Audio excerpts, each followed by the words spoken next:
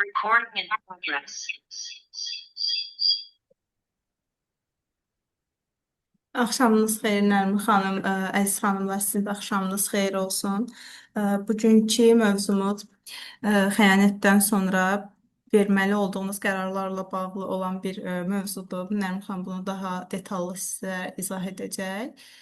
Hansı ki, xəyanət yaşayandan sonra xanımlarımız qərar verəndə müəyyən çətinliklərlə üzləşə bilərlər. Çünki bu qərarları vermək doğrudan da çətindir. Getmək mi lazımdır, yoxsa qalmaq mı lazımdır? E, Bütün bu qərarları verməkdə ki, Nərmin xanım seminar boyunca da sizə izah edəndə bunu bildirəcək. Yəni biz sizə gedin və yaxud da qalın deməyəcəyik. Nərmin xanım indi bunu daha yaxşı sizə izah eləyər. Sizə daha fərqli bir baxış bucağından baxa bilməyiniz üçün fərqli psixoloji e, baxmağınız üçün belə deyək, daha detallı Nərmin xanım analizlərinə izahlar verəcək sizə. Seminarımız həmişəki kimi 2 saat davam edəcək və seminar sonunda video qeydlər sizə göndəriləcək. Hər birinizə xoş seminarlar arzulayırıq. Buyurun Nərmin xanım, başladıq seminarımızı. Əziz xanımlar, bugünkü mövzu həssas bir mövzudur və burada bir çox qərarlar qəbul edəcəyik bugün. Mövzumuz bilirsiniz ki, hər seminara biz yanımızda dəftər, qələmlə qatılırıq. Əgər indi hər hansısa bir yerdəsinizsə, şəraitiniz buna uyğun deyilsə, telefonda notlar hissəsinə də yaza bilərsiniz. Vərəqinizi 2 hissəyə bölün. Bir hissəsinə mənim məsuliyyətimdir, digər hissəsinə mənim məsuliyyətimdə deyil. Bunu yazmaq istəyəcəm. Dəftəri 2 yerə bölürük. Mənim məsuliyyətimdir. Sadəcə bu tapşırığı yazmaq belə bir çox fərqindəliklərin qapısını bizə hal-hazırda açacaq. Ya ağlama, indi bəs sakit et yapar. Elə seminarın ilk dəqiqəsindən artıq biz bu Eve tapşırığı geleceğim edərək, Nigar xanım, səsinizi artıq seminarın ilk dəqiqəsindən bir çox şeylər anlamağa başlayacağıq xanımlar. Dəyişim üçün ilk addım fərqindəlikdir. Daha sonra digər addımlar gəlir. Mənim məsuliyyətimdədir və bir hissəsinə isə yazırıq ki, mənim məsuliyyətimdə deyil. Hal-hazırda bizə slayt lazım deyil. Eynən bu şəkildə. Mənim məsuliyyətimdədir, mənim məsuliyyətimdə deyil. Gəlin baxaq. Bu bizim məsuliyyət dairəmizdir. Başlayaq. Mənim məsuliyyətimdədir. Mən sizə qeyd edəcəm və bunları yazırsınız. Öz qidalanmağım, yuxum, şəxsi gigiyenam, öz qidalanma, yuxu, şəxsi gigiyena, sağlamlıq, vitaminlərimi qəbul etmək, özümə hörmət etmək, sərhəd qoymaq, yox demək, 9 dayıq, 9 duyğularımı ifadə etmək, 10 öz xoşbəxtliyim üçün kiçik addımlar,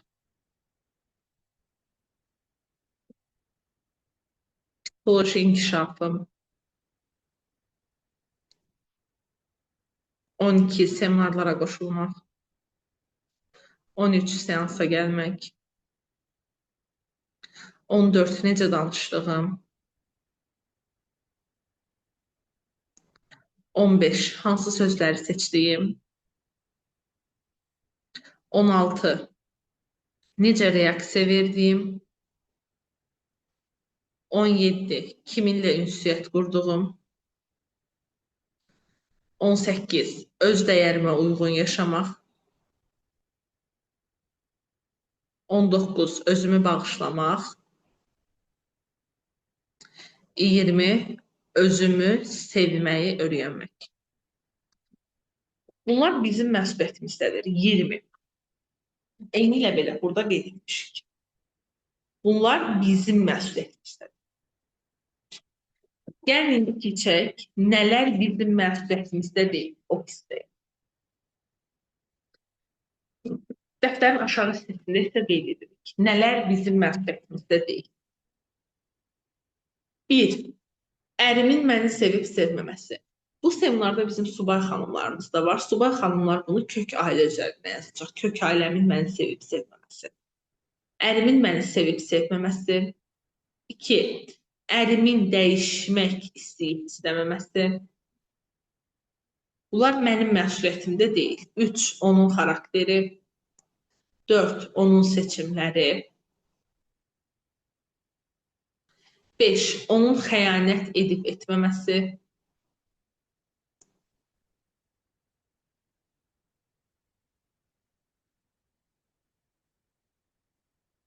6. Onun valideynlərinin davranışı. 7. Başqalarının fikri. 8. Hamını razı salmaq. 9. Hamını xoşbəxt etmək.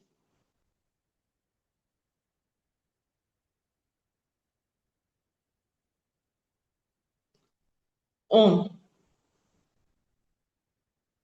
Keçmişi dəyişmək. 11. İnsanların məni başa düşməsi. 12. Hər kəsin məni sevməsi. 13. Uşaqlıqda yaşadıqlarım. 14. Başqasının emosiyalarını idarə etmək.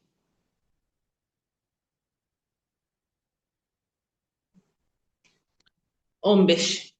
Kiminsə mənə hörmət edib etməməsi.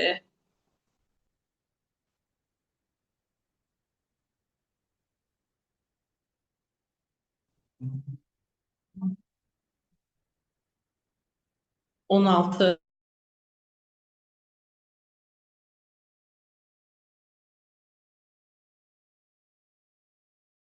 Bizim məsuliyyətimizdədir.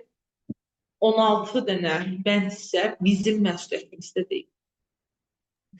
Və bizim məsuliyyətimizdə olmayan şeylər həyatımızda böyük hissə tutmamalıdır.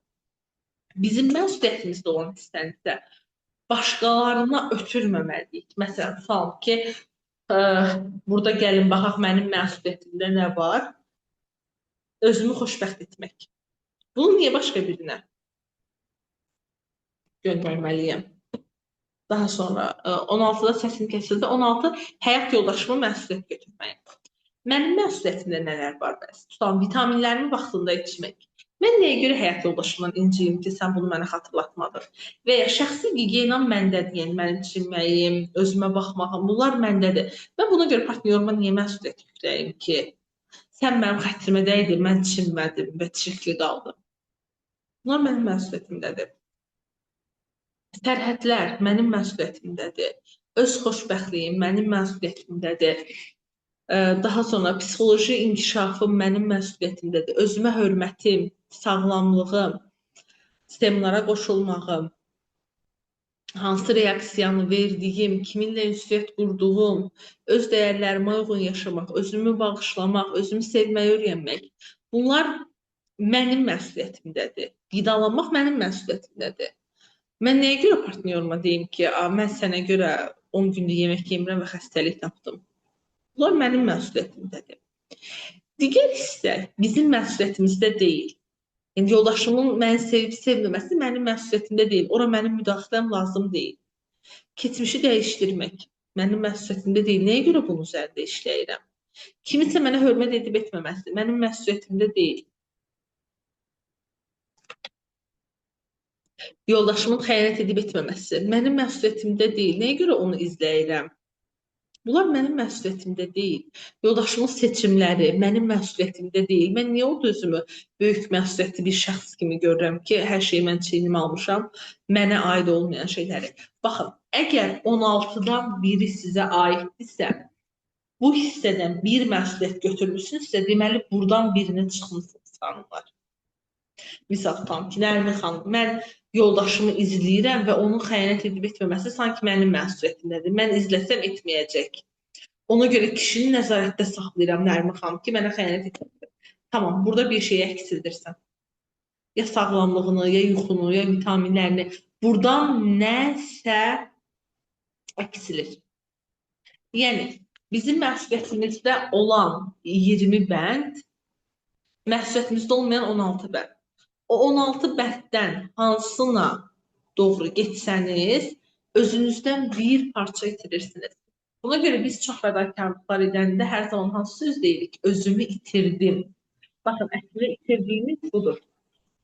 Buradakı məsuliyyətdir. Məsələn, xanımlardan biri yazıb ki, əsəblərin sağlamlığını itirdi. Aşağıdan sizə aid olmayan məsuliyyət götürdükdə yuxarıdan birini itirirsiniz və ya uşaqlıqda yaşadıqlarım. Bunlar mənim məsuliyyətim deyil. Bunlar valideynlərimin məsuliyyətidir, mənə aid deyil. Və yaxud da ki, insanların davamlı məni başa düşməsi, bunlar da mənim məsuliyyətimdə deyil. Ona görə də biz burada seminarın elə ilk dəqiqəsində bu testi edərkən zaten zehnimizdə rəfləri ayırdıq. Artıq zehnimizdə rəflər tamamən ayrılır. Bunu nəyə görə edirik xanımlar? Necə ki, dağınıq bir evdə yaşayanda ürəyimiz sıxılır. Bəzən istəyirik ki, tez duraq, evi yığışdıraq və hər şey səliqəli olsun. Məsələn, mən seminara başlamamışdan qabaq, ofis dağınıq olsa belə, amma tam ki, seminara başlayacağım, istəyirəm bütün hər şey qaydasında olsun. Hər şey, bir dekor belə yerində əksik olmasın, hər şey öz qaydasında yerində olsun. Sanki bu çünki zehnimin axı içinə yansıyan bir görüntüdür. Çünki mən seminara hazırlaşarkən zaten zehnimdə hər şeyi rəfə qoyuram. Buna görə də ətrafa da bu görüntünü yansıdıram. Necə ki, bizim məsələn bugün evimizdə düşünün ki, mətbəxdəsiniz və stəkanlar bir tərəfdə, qazanlar bir tərəfdə, stəkanları qazanların içinə qoymusunuz, ailəm qarşı bir-birinə. Baxın, necə ki, o kuxnada yemək bişirmək çox çətin olar. Hər şeyin rahat olduğu bir yerdə, məsələn, ət doğramaq, bıçaqlar buradadır, əlcək buradadır, soğan buradadır, kartof buradadır, stəkan buradadır, qazan buradadır. Çox rahat olar o ət yeməyini bişirmək. Təbii ki, yenə əziyyət var, amma çox rahatdır. Bir də var, tamamən dağınıq bir mətbəxdə, nə hardadır bilinmir. Bir bıçaq axtarmaq üçün bütün şkafları tökməlisən ki, görəsən nəlbəkilərin altında qalıb, qazanın içinə düşüb, bıçaq hardadır, kartofunun içindədir. Nə qədər bizi yorar. Baxın, dağınıq bir zehinlə yaşamaq da bizi o qədər yorur. Sadəcə buna çox öyrəşdiyimiz üçün bəzən komfortu bilmirik. Düşünün ki, ömür boyu piyada gəzmişsiniz, maşına minməmisiniz deyə musiqi ilə bir yolculuğun dadını bilmirsiniz. Və düşünürsünüz ki, insan ilə əziyyət çəkə-çəkə yeriməlidir. Amma maşına mindikdən sonra və ya bir təyyarəyə mindikdən sonra əslində daha keyfli yolculuqlar etdikdə ehtiyacınızı anlamağa başlayırsınız. Buna görə də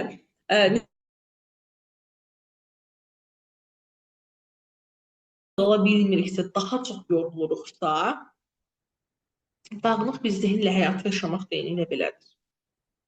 Məsələn, hal-hazırda sizin evliliyinizdir, daha sakit, zehnində hər şeyi rəflərə qoymuş bir qadın yaşasa bu qədər yorulmaz.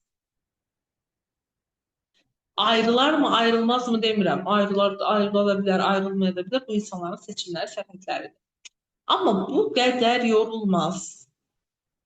Daha rahat olar. Və bizim indi bugünkü etdiyimiz tapşırıq buna aid idi. Ən azından zehində rəflər səliqəyə düşsün. Zehininiz bilməlidir. Sizin məsuliyyətinizdə nələr var, nələr sizin məsuliyyətinizdə deyil. Sizin zehniniz ola bilsin ki, necə biz uşaq olanda qayğıya ehtiyacımız var idi və ağlamaq bizim məsuliyyətimizdə deyildi, anamızın məsuliyyəti idi. Bizim qidalanmağımız bizim məsuliyyətimiz deyildi. Bizim gigiyenamız bizim məsuliyyətimiz deyildi, anamızın məsuliyyəti idi. Bəlkə də sizin zehniniz hələ də belə yaşayır. Bir uşaq zehni kimi yaşayır bəlkə. Bəlkə hələ də düşünürsünüz ki, sizin xoşbəxtliyiniz, sizin əsəbləriniz, sizin sağlamlığınız, bunlar başqalarından asılıdır, sizdən asılı deyil. Ola bilsin. Və bu test etməyimiz zehnimizdə əslində bizə çox şeyi göstərdi. Gəlin indi biraz getməkdən danışaq. Mən ümumiyyətcə həyatımda bir yerdən gedərkən, birindən gedərkən bunu bir cəza sistemi olaraq istifadə etmək. Və sizlərə də bunu məsləhət görürəm. Getmək bir cəza vermək deyil. Mən gedim, siz də çəkin cəzanızı. Bu getmək deyil. İnsan bəzən baxın birinin qarşısında otura-otura belə ondan getmiş ola bilər. Məsələ duygusal olaraq gedə bilməkdir.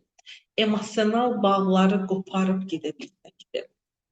Amma getmək qarşı tərəfə cəza vermək deyil, qarşı tərəfə dərs vermək deyil getmək. Getmək dərsimizi almaqdır. Mən bir insanla tanış oldum, məni təhqir etdi və mən deyirəm ki, mən gedim, alsın dərsini, çəksin cəzasını, yox. Mən onun həyatından gedirəm, məni təhqir etdiyi üçün. Ona dərs vermək üçün getmirəm, ağlı başına gəlsin deyə getmirəm. Özümün ağlım başıma gəldiyi üçün və özüm dərsimi aldığım üçün gedirəm. Getmək tamamilə bizimlə bağlı bir şeydir. Mənfi də, müsbəti də. Getmək, gedim görüm mən siz nə edəcəksən deyil, cəza vermək deyil, dərs vermək deyil, gedəndə qapını sərt şəkildə çırpmaq deyil. Getmək əsəbin ən yüksək nöqtəsində verilən qərar deyil. Əsl getmək sakitlikdən doğur.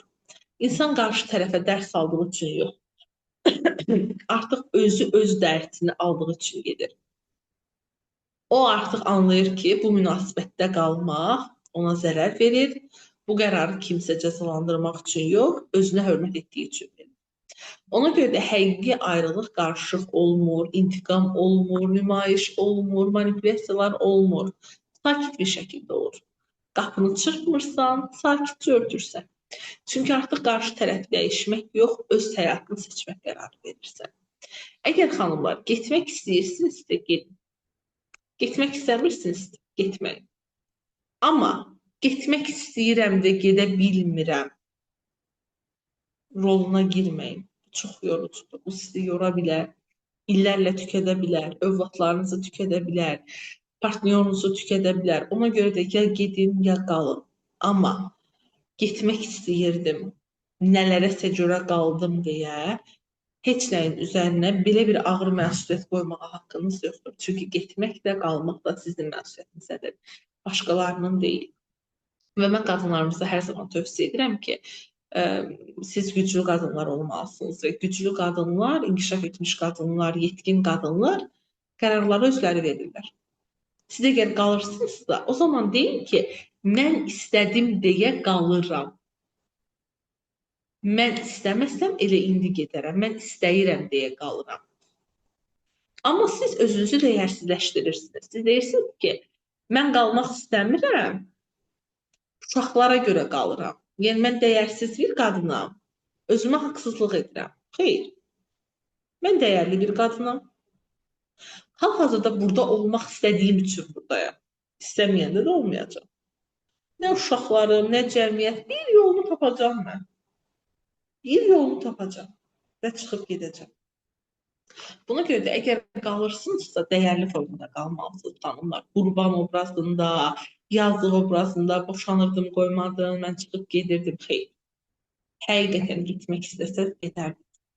Və bunun əksi də var. Gedən insanlar da əgər həqiqətən qalmaq istəsəydi, onlar da həqiqətən qalardı. Sadəcə bu mövzularda özümüzü çox aldatmamalıyıq.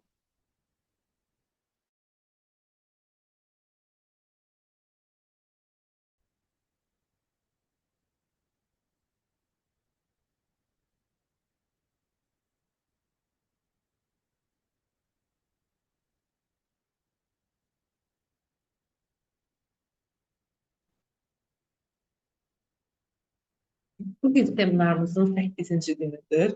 Bundan sonra sizinlə cəmi 2 günümüz qaldı, əziz qrupum. Bağışlamaq yoxsa ayrılmaq, xəyarətdən sonraki qərarlardan psixologiyası. Gəlin biraz buna baxaq. Xəyarətdən sonraki qərarların psixologiyası necə olur? Bugün sizə boşanın deməyəcəm, mütləq bağışlayın, ailənizi dağıtmayın da deməyəcəm. Çünki bir qadının həyatında verə biləcəyi ən ağır qərarlardan biri bir cümlə ilə verilə bilməz. Biz bunu analiz edib dəyərləndirib etməliyik.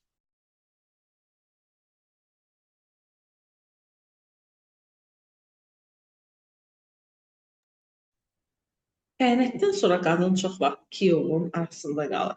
Bir tərəfdə illərlə qurduğu ailəsi, uşaqları, xatirələr və hələ də içində olan sevgisi dayanır. Digər tərəfdə isə yalan, alçaldılma, güvənsizlik və bir daha bunu edərmi qorxusu dayanır. Qadın qalanda özünə deyir, bəlkə özümə hörmətsizlik edirəm. Ayrılmaq istəyəndə isə düşünür, bəlkə tələsirəm, bəlkə ailəmi öz əlimlə dağıdıram. Bu qərarsızlıq qadının zəif olması demək deyil. Çünki qadın yalnız bir kişidən ayrılıb ayrılmayacağına qərar verir. O əslində böyük bir məsuliyyətə qərar verir. Yəni o eyni anda ailəsinin gələcəyinə, uşaqların həyatına, maddi təhlükəsizliyinə, cəmiyyətin münasibətinə, öz sevgisinə, öz ləyaqətinə, bir daha güvənib güvənə bilməyəcəyinə qərar verməyə çalışır. Bugün məqsədimiz sizin yerinizə qərar vermək deyil. Məqsədimiz qərarı içinizdəki qorxuya, qəzəbə və tənhalıq hissinə yox, reallığa söykənməyi öyrətməkdir. Və burada bir məsələni də diqqətinizə çatdırmaq istəyirəm ki, Carl Jung qeyd edirdi ki, insan elə bir varlıqdır ki, o sevir və sevdikcə genişlənir. Sevgi genişlənən və gözəlləşən bir şeydir. Əgər bir şey daralır, türməyə çevrilirsə, bağlılığa çevrilirsə, sənsiz ölərəmə çevrilirsə, bu artıq sevgi olmur. Bu bir bağlılıq olur. Sevgi mən səni sevirəm. Ola bilər ki, sən məni sevmirsən, ola bilər. Mən səni sevirəm. Və get xoşbəxt ol. Bağlılıq isə mən səni sevirəm, gəl sənə yapışacağam. Və sən xoşbəxt olmamaq mənə maraqlı deyil. Əsl ki, bir yerdə olan. Bağlılıq isə budur. Və hər bağlılığın arxasında qorxu dayanır. Onsuz ola bilməlik qorxusu, tərk edilmək qorxusu, tək qalmaq qorxusu. Bağlılığın sirri budur. Əsl sevgidə isə belə olur. Əsl sevginin arxasında duyğular dayanır, qorxular deyil. Və bizim qorxularımız bizi ayrılmağa qoymur. Qalmağa da qoymur. Bizim qorxularımız bizi məhvə doğru aparır. Çünki qalmaq hər zaman zəiflik deyil. Ayrılmaq da hər zaman güclülük deyil.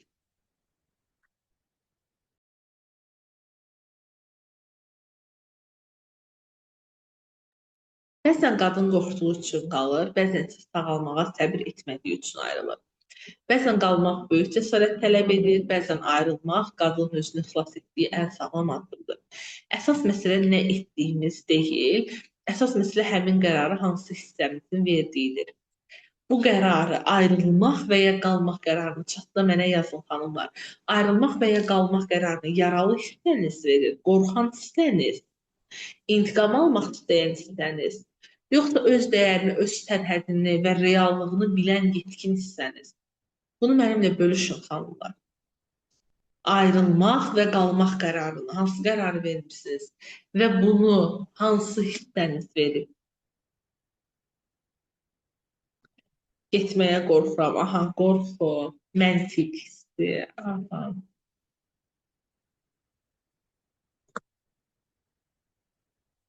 Bağışlamaq, yenidən güvənmək və münasibətdə qalmaq eyni şey deyil. Bağışlamaq, yenidən güvənmək, münasibətdə qalmaq. Burada 3 fakt var. Yəni, məsələn, bağışlamaq istəyirəm, bağışlayıb gedə də bilər, bağışlayıb ayrıla da bilər. Yəni, məsələn, yenidən güvənmək istəyirəm, yenidən güvənib ayrıla da bilər, yenidən güvənib bağışlamaya da bilər. Münasibətdə qalmaq. Münasibətdə qala-qala hələ də bağışlamamış, yenidən güvənməmiş ola bilər. Buna görə bu üçü ayrı-ayrı faktlardır. Yəni, bir qadın münasibətdə qalırsa, deməli bağışladı, yadından çıxdı demək deyil. Və ya bir qadın deyirsə ki, əzizim, mən səni bağışladım, bu demək deyil ki, o yenidən sənə güvənəcək. Bağışlamaq qadının daxilində gedən prosesdir. Güvən qarşı tərəfin zamanla davranışı ilə qazandığı şeydir. Münasibətdə qalmaq isə qadının şüurlu şəkildə verdiyi qərardır. Qadın bağışlaya bilər, amma geri qayıtmaya bilər. Məsələn, deyə bilər ki,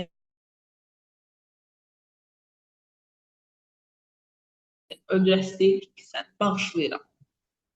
Amma qayıtmır. Qadın münasibətdə qala bilər, amma hələ də bağışlamağa hazır olmaya bilər. Məsələn, boşanmayıb, hələ də evlidir, amma yoldaşına deyir ki, nə olsun ki, evlilik, mən səni bağışlaya bilmirəm. Qadın kişini sevə bilər, amma onunla yaşamağın özünə psixoloji zərər verdiyini görə bilər. Yəni, qadın münasibətdə qala bilər, amma nə bağışlamaq, nə də yenidən güvənmək olmaya bilər. Sevgi münasibətinin davam etməsi üçün vacibdir. Amma bilirsiniz ki, tək başına kifayət etmir. Bu artıq neçənci slaydımızdır ki, mənim neçənci seminar ki, sizə bunu dəfələrlə vurğulamışam. Sevgi tək başına kifayət etmir. Evin içində sevgi ola bilər, amma etibar olmaya bilər. Bağlılıq ola bilər, təhlükəsizlik olmaya bilər. Xatirələr ola bilər, dəyişiklik olmaya bilər. Ona görə də qadının verəcəyi əsas sual, mən onu sevirəmmi deyil. Əsas sual, bu insan mənimlə sağlam, dürüst, təhlükəsiz münasibət qurmağa hazırdır. Çünki sevmək insanın hissidir. Sağlam münasibət qurmaq isə iki insanın davamlı davranışıdır və biz sağlam münasibətdə davam edici davranışlara baxırıq. Gəlib gedən hisslərə deyil. Gəl indi burada baxaq. Burada bizim bir testimiz var. Xatırlayırsınızda seminarımızda biz kişiləşmiş qadın testindən danışmışdıq ki, biz bir test edəcək və bu test kişiləşmiş qadınlara aid olacaq. İndisi o test edəcək. O test etməmişdən qabaq bugünkü mövzunu biz tamamilə yekunlaşdıraq artıq xəyanət mövzusunu. Xəyanət edən ailələrdə vəziyyətlər necə olur? Xəyanət bir evliliyi məhv etmir. Xəyanət bir kiçik ölümə bənzəyir. Amma bu tam da faciəli bir şey deyil. Xəyanət bizdə gerçəkləri öyrədir. Bəzən bir qadın və bir kişinin arasına başqa bir bəy və ya başqa bir qadın girir. Və bu bəy, bu xanım anlayır ki, onlar münasibətdə bugünə qədər hansı boşluqlar ediblər, münasibətdə nələr yerində deyil ki, arada biri var və biri-biriləri ilə işləyərək münasibəti çox yaxşı hala gətirirlər. Və bu arada baş verən xəyanət onları məhvə yox, inkişafa doğru aparır. Bəzən qadın da kişi deyir ki, yaxşı ki, o gün o hadisə oldu, mən ondan sonra ağıllandım. Bu evlilikləri inkişaf aparır. Bəzi hallarda isə evlilikləri tamamən məhv aparır. Ona görə də xəyanət oldu, vay məhv olduq, kişi deyir məhv oldu və ya qadın deyir məhv oldum deyil. Burada dediyim kimi, inkişafa da apara bilər, məhvə də apara bilər. Məsələ budur ki, xəyanətdən sonraki dönəmi biz sağlam keçməliyik. Xəyanətə qədər biz nəsə edə bilmərik, amma xəyanətdən sonraki dönəm artıq bizim məsuliyyətimizdədir. Xəyanətdən sonraki dönəmdə əgər partnyor səhvini qəbul edirsə və o sizin üçün önəmli biridirsə, burada partnyora şans verib onun davranışları izlənir, sözləri yox. Məsələn, o deyir ki, balalarımın canı bir də belə hərəkət etməyəcəm. Amma adam 2 aydan sonra yenə etdi. Baxın, buna görə siz bir sınaq müddəti verirsiniz ona. Məsələn, 1 illik bir sınaq müddəti verirsiniz. Əzizim, mən nə getmirəm, nə də qalmıram. Sadəcə 1 il müddətində səndəki dəyişiklikləri izləyəcəm. Və nəzərə alın ki, insanlar qısa müddətdə dəyişirlər. Dəyişim üçün uzun müddət lazımdır. Hətta bizim seminarımız belə, baxın, görün, dəyişmək üçün nə qədər uzun bir vaxt sərf edirsiniz. Xəyanətin növünü biz keçən seminarımızda danışmışdıq və sizin üçün qırmızı xətt nədir, bunu da danışmışdıq. Əgər partnyorunuz sizə xəyanət edirsə, bu xəyanət bəlkə başqası üçün tam qırmızı xəttdir, amma hələ sizin üçün qırmızı xətt deyil. Xatırlayırsınız, o seminarda mən də yazmışdım ki, məsələn, partnyorum gedib başqa bir qadınla kəbin kəsilsə, bu mənim üçün heç vaxt keçilməz bir şey olar. Amma misal tutalım ki, nə bilim, hansısa bir qadına çöldə salam versə, bu mənim onunla danışa biləcəyim hissədir. Buna görə də qadın öz qırmızı xətlərini də çox yaxşı anlamalıdır. Və nə zaman ki, o qırmızı xətlər tapdalanacaq, qadının burada reaksiyası qışqırmaq, bağırmaq, söymək, döymək, bunların heç biri olmamalıdır. Qadının burada reaksiyası sakitcə uzaqlaşmaq və tənhalıqda yenidən hər şeyi düşünməkdir. Sosial şəbəkələrdə xəyanət edən insanlar haqqında çox mənfi şeylər yazırlar. Amma yəni xəyanət edən qadın və ya kişi, baxın, nəticədə onlar da insandılar. Və onların da hansısa bir duyğu boşluqları var, onlar münasibətlərində bunu edirlər. Bir xəyanətin olması sizinlə əlaqədar deyil, bu sizin günahınız deyil. Amma xəyanətdən sonraki dönəm tamamilə sizin günahınızdır. Buna görə xəyanətdən sonraki dönəmdə mənim məsuliyyətim yazdığımız hissələrin hər birini yerinə yetirməyi bacarmalıyıq. Bunun əsas səbəbi nədir? Bizim düşüncə sistemimiz A, B nəticə üzərinə kuruludur. Misal, A-dan B-yə keçirik, B-dən də nəticəyə. Bizim düşüncə sistemimizdə nəticə olmadıqda düşüncə hər zaman onu aktual olaraq saxlayır. Məsələn, nəyə görə qadınlar xəyanəti uda bildilər? Çünki onların suallarına cavab verilir. A, B var, nəticə yoxdur və ya A-dan nəticəyə keçilir, ortada B yoxdur və qadın da bu boşluqları görür. Ona görə də bu müddət ərzində partnyorunuza bildirməlisiniz ki, mən bizə bir il vaxt verirəm və səninlə gəl son dəfə biz səninlə söhbət edək və bu söhbətdə mənim sənə deyəcəyim, sənin mənə deyəcəyin şeylər tamamilə burada qalır. Biz bunu başqa bir hissəyə daşımırıq və ən suallarımı yox, boynuna şər atmaqlarımı yox. Sadəcə real suallarının hər birini cavablayacaqsan. Və bəy də bu sövdələşməni qəbul etməli, qadının bütün suallarını cavablamalıdır. Belə olmadıqda qadın davamlı öz zehnində düşünməyə başlayır. Bu da təbii ki, sonunda gətirib böyük stresslərə, davalara gətirib çıxarda bilir. Bizə xəyanət olunursa, bu bizə olunub. Qarşı tərəfin ailəsi, bizim ailəmizin bunu bilməyinin böyük bir önəmi yoxdur. Əksinə, fəsadları var.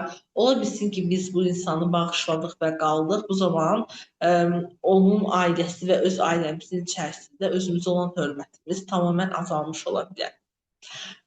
Həyat yoldaşınızın intiqamını heç kimdən almağa çalışmayın. Onun intiqamını elə onun özündə alın.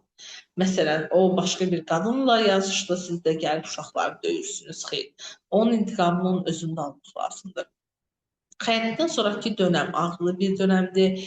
Dəyərləndirin, neçənci yaş sürəsindəsiniz. Xatırlayırsınız, keçən seminarda yaş sürələrindən danışmışdım. Və burada çat bölməsində mənə qeyd edin. Hansı sürədəsiniz hal-hazırda və sizin həyatınızda xəyanət olandan sonra yaxşıya doğru dəyişən şeylər nədir? Həyatda heç nə hər zaman pisə doğru dəyişmir. Həyatda hər şey yaxşı və pisin qarşılıqlıdır. Çat bölməsində gəlin biraz danışaq xanımlar bu barədə.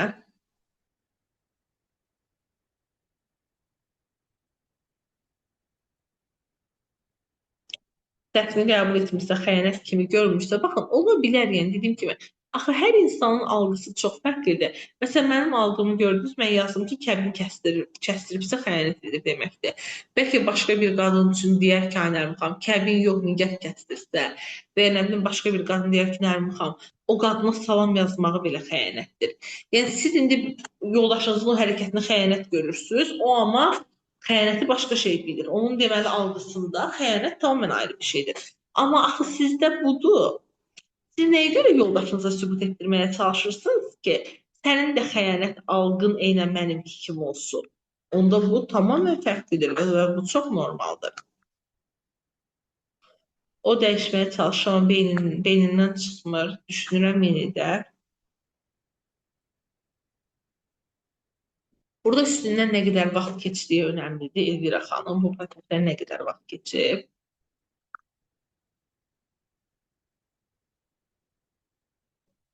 Mən artıq sağlama mərhələsindəydim, amma yenidən telefonda SMS gördüm. Bir dəfə çıxdım evdən, yəni bu sağlama mərhələsi deyil xanım, sadəcə sözünüzü aldadırdınız.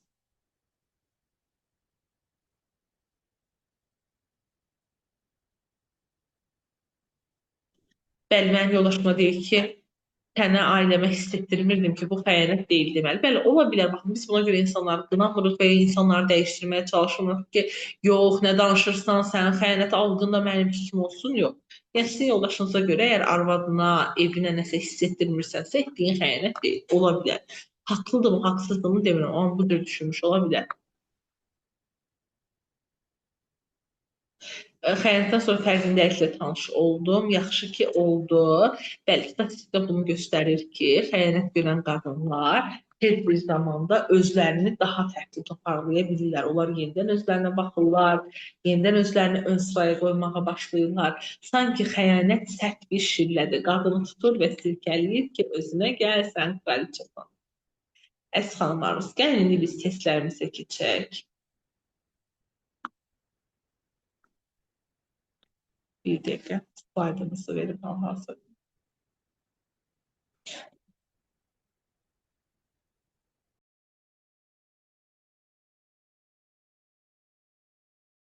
Bilirsiniz ki, nevrotik qadın haqqında danışmışdıq və mən sizə bildirmişdim ki,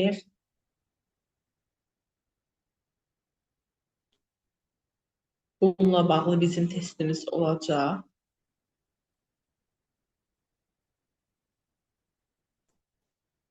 Testi bugün yazırıq, cavablar isə sabah qrupa göndərəcəm. Siz o cavablara baxıb özünüzü tapmağa başlayacaqsınız. Çox önəmli bir testdir, xanımlar. Bu çox dərin bir testdir. Zaten yazarkən görəcəksiniz.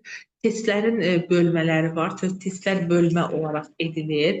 Və mən indi hal-hazırda sizə göndərirəm. Testi necə etmək lazımdır. Bu test edəndə bizim əsas məqsədimiz nədir? Əsas məqsədimiz psixosisteminizdə nə qədər kişiləşmə olub olmadığını bilməkdir.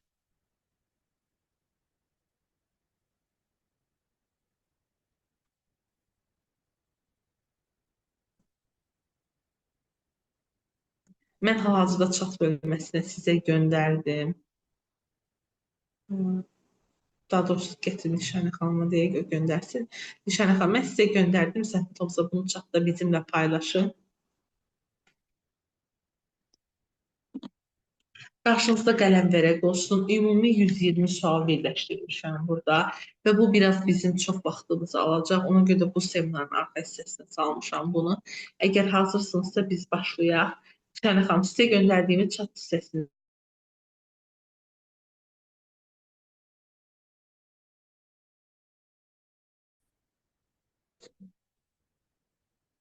buradasınız Nişanə xanım.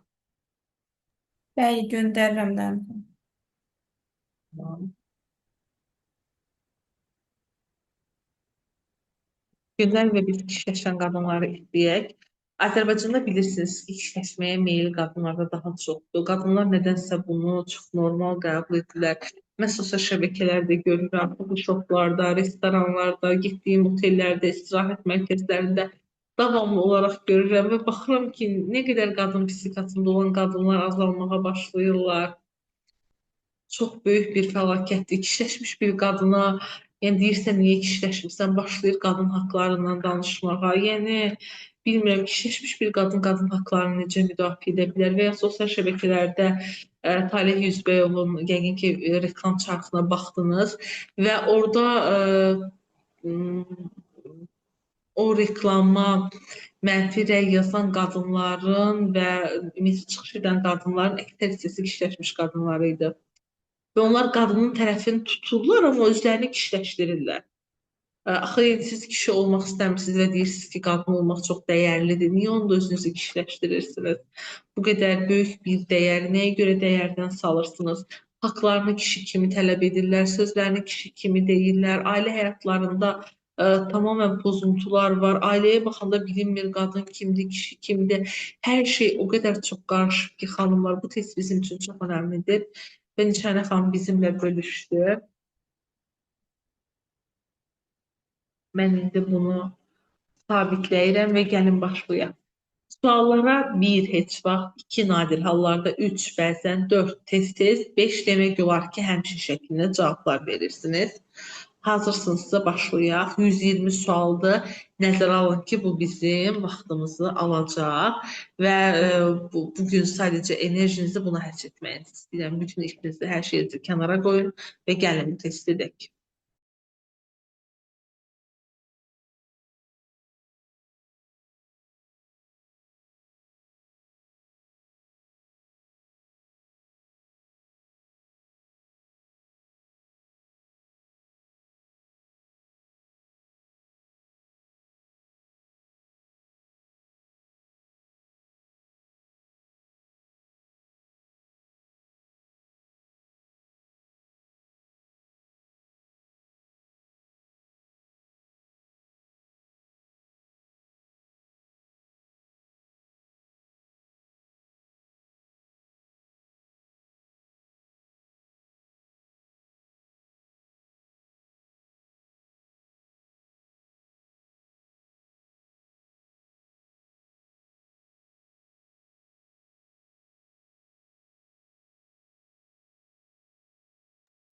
Tamamlar, gəlin nəticədə yenidən izah edim. Çatlarda gördüm ki, yanlış anlaşılma var. Baxın, birinci sual budur ki, mən hər şeyi plan üzrə getməsini istəyirəm. Əgər bu sizdə varsa, birin qabağına nişanənin göndərdiyini yazın. Məsələn, heç vaxt yoxdursa. Varsa yazın nadir hallarda və ya bəzən və ya tez-tez və ya demək olar ki. Və bu sözləri yazmaq əvəzinə bunların kodlarını yazın. Heç vaxt 1-dir, nadir hallarda 2-dir, bəzən 3-dür, tez-tez 4-dür, 5 demək olar ki, həmişədir. İndi ikinci suala keçirik. 2. Bir işi başqasına tapşıranda narahat oluram. Nadir hallarda. Məsələn, qarşısına yazıram 2. 3. İnsanların səhv etməsinə dözmək mənə çox çətin gəlir. O zaman 3-ün qabağına yazıram, bu məndə biraz olur tez-tez. 3-ün qabağına yazıram 4. 4-ə keçirik. Mən etməsəm, işin düzgün alınmayacağını düşünürəm. Bu məndə heç vaxt olmur. 4-ün qabağına yazıram 0. 5. Həyat yoldaşımın verdiyi qərarları tez-tez yoxlayıram. Bəzən belə edirəm. Məsələn, qabağına yazıram tam ki 3. Bu şəkildə kodlayıb öz dəftərinizdə qeyd edirsiniz və daha sonra bunun hesablanma üsulu olacaq. Mən hesablanma üsulunu və cavabları sabah qrupa göndərəcəm. Və siz bunu qrupdan oxuyacaqsınız cavabları. Ona görə çata yazmayın. Çata yazsanız sabah qrupda mən cavabları göndərəndə baxa bilməyəcəksiniz ki, sizdə məsələn 76 mı çıxmışdı, 80 mi çıxmışdı, hansı cavab sizə uyğundur. Buna görə zəhmət olmasa not dəftərinizi açın və orada qeyd edin.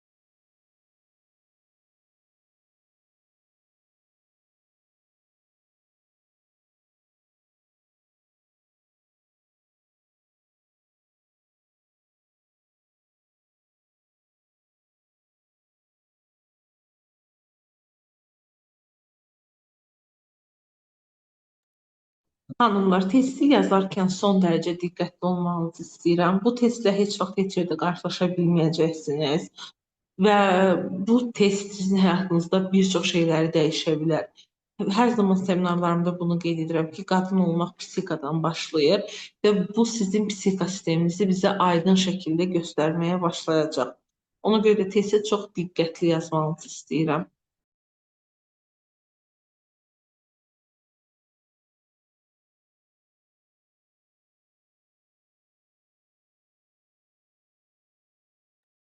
Günelxan, mən sizin üçün 11-15 aralığını göstərirəm. Zəhmət olmasa çəkin götürün.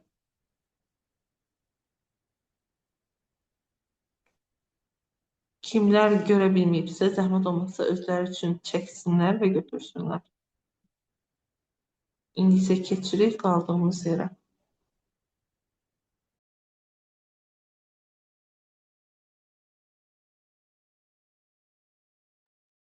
Bəli, Günelxan, video kaydı olacaq və siz video kayddan rahatlıqla baxa bilərsiniz.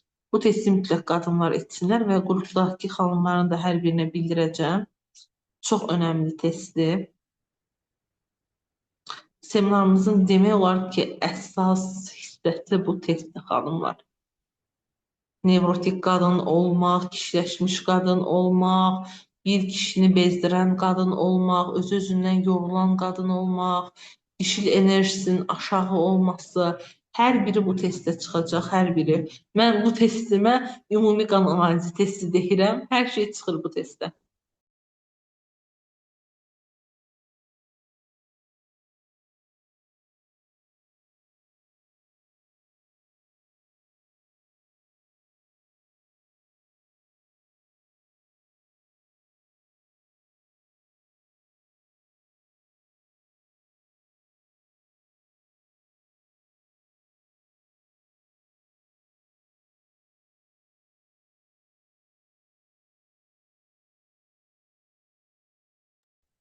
Bəli, əgər uşaqlarınız ağlayırsa, hal-hazırda sizə mane olursa, testi daha sakit bir vaxtda edin. Amma mütləq edin, ertələmə etməyin bu testdə. Bu test sizin ertələyə biləcəyiniz bir test deyil, xanımlar.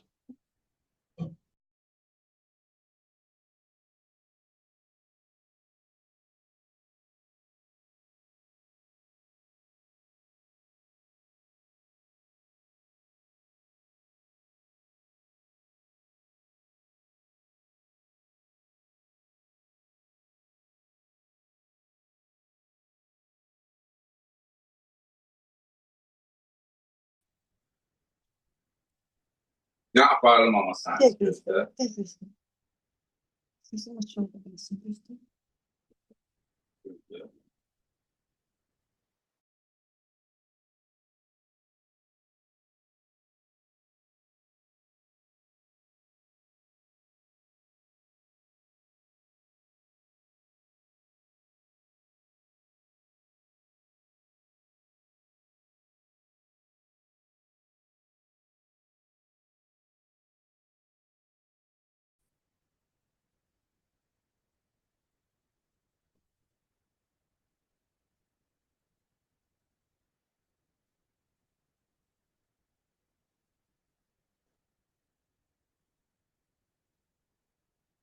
Demək olar ki, çoxuna bəzən yazdım.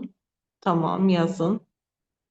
Burada əsas çoxuna bəzən yazmağınız deyil. Burada bölmələr var və bölmələri də qeyd edirsiniz də başına ki, görürsünüz ki, bölmələr var.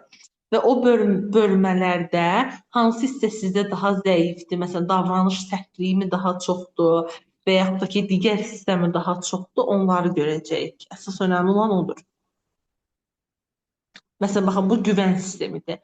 Bəlkə sizdə digər bütün sistemlər qaydasındadır, bu sistemdə problem var. Ona görə də bölmələri də qeyd edirsiniz və bölmələrdən sonra da mən sizə qrupa cavabları göndərəndə öz cavablarınızda baxırsınız ki, məsələn, məndə hər şey qaydasındadır, güvəndəymiş və ya davranış sərtliyindəymiş problem.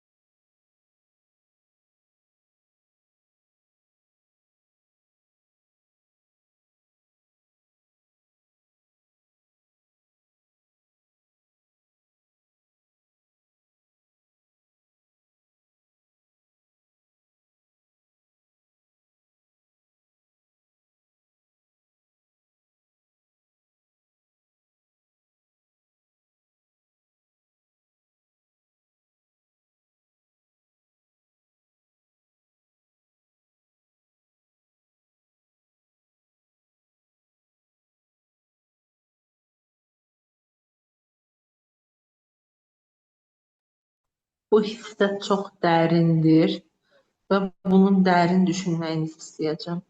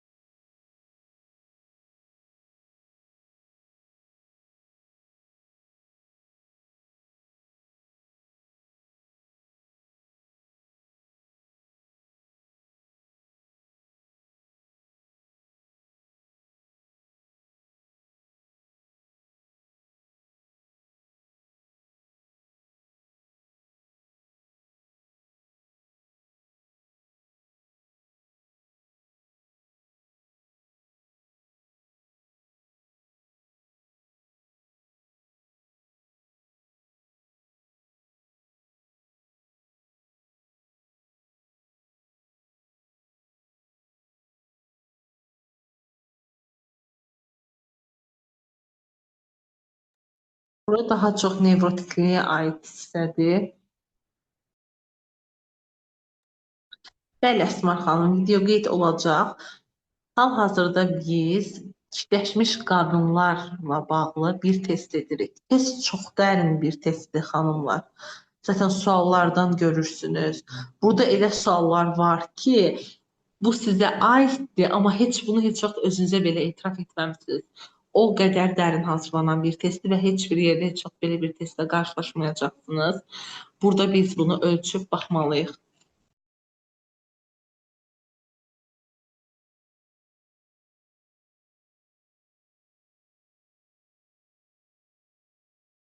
Artıq onlar çox arxada qalıb, əzizim. O qədər geriyə gedə bilməyəcəm.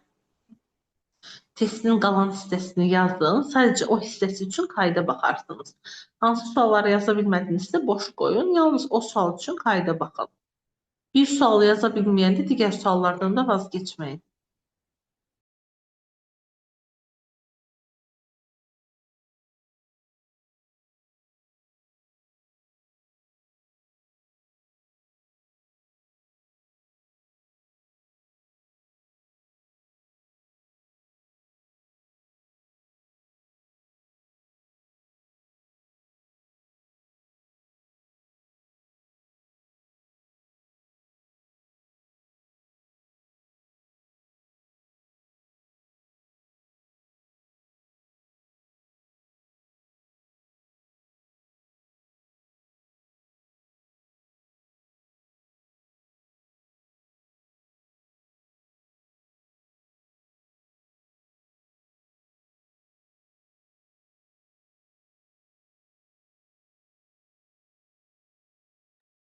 Olar Fidan xanım, 81 yaxındadır, qayıda bilərəm 81-ə. Uşaqlıqdan bəri özümü tez böyüməyə məcbur olmuş hiss edirəm.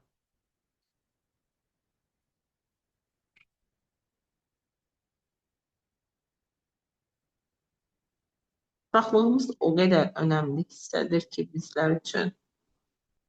Hətta ana bətində olarkən belə ananın uşaq haqqında hiss etdikləri birbaşa onun gələcəyinə böyük təsir edir.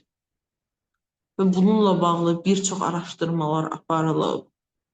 Bu araşdırmalar zamanı məlum olunub ki, ana qarnında hamiləykən qız uşağına oğlan kimi, oğlan uşağına qız kimi yanaşdıqda, o uşaqların gələcək davranışında qızda oğlan davranışları, oğlanda isə qız davranışları görülməyə başlayır. Görün nə qədər dərin və incə bir andır.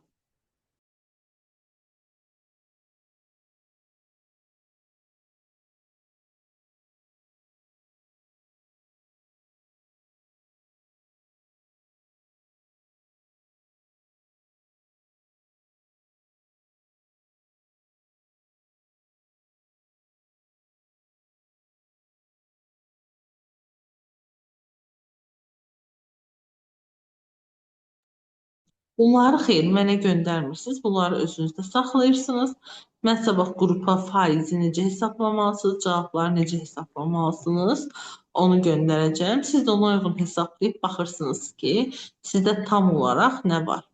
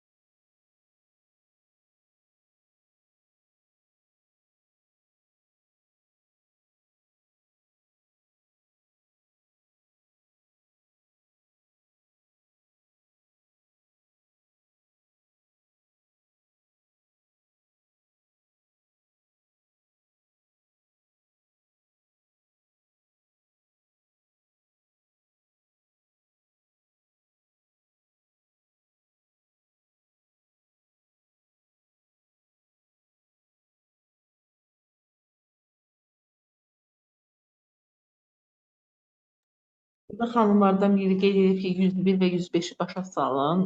Yəni burada nəyi izah etmək istəyirsiniz? Münasibətdə özümü rahat buraxa bilirəm. Bunu edə bilirsinizsə yazın ki, edə bilirəm bəzən, heç vaxt, nadir hallarda. Duyğularımı rahat paylaşa bilirəm bəzən, heç vaxt, nadir hallarda.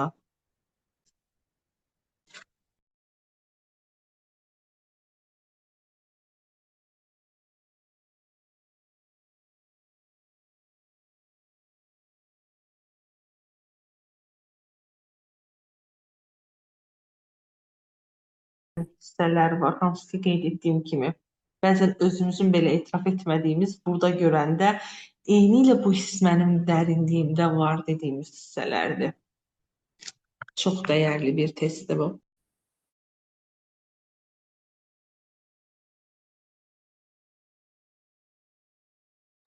Bunları mənə göndərməli deyilsiniz. Bunları siz özünüzdə saxlayırsınız. Mən qrupa hesaplamasını göndərəcəm sabah. Siz də cavabları özünüzdə saxlayın ki, sabah hesablaya biləsiniz.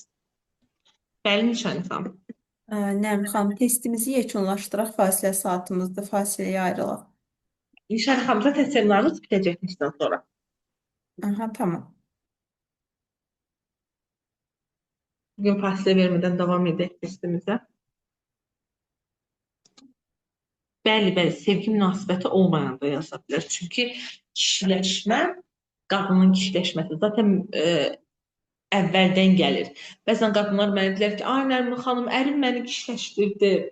Mən o qadınlara bildirirəm ki, sən evlənəndə də belə idin, nişanlı ikən də belə idin, sevgili ikən də ən başından belə idin. Partnyorun sadəcə buna uyğun olaraq gəldi sənin həyatına. Axı qoçaq qadın və tənbəl kişi bərabərliyi var. Qadınlar davamlı üsyan edirlər. Məsələn, mən kişiləşmiş qadınlar haqqında videolar çəkəndə qadınlar altına hər zaman yazırdılar ki, qadınlar bu hala salan kişilərdən də danışın. O qadınlara hər zaman bildirirdim ki, problem də elə budur ki, qadın atası evindən belə gəlir, əslində ən başından belə gəlir və bəzən ana bətnindən belə gəlir. Bunu necə biz bir ərin üzərinə ata bilərik bu məsuliyyəti?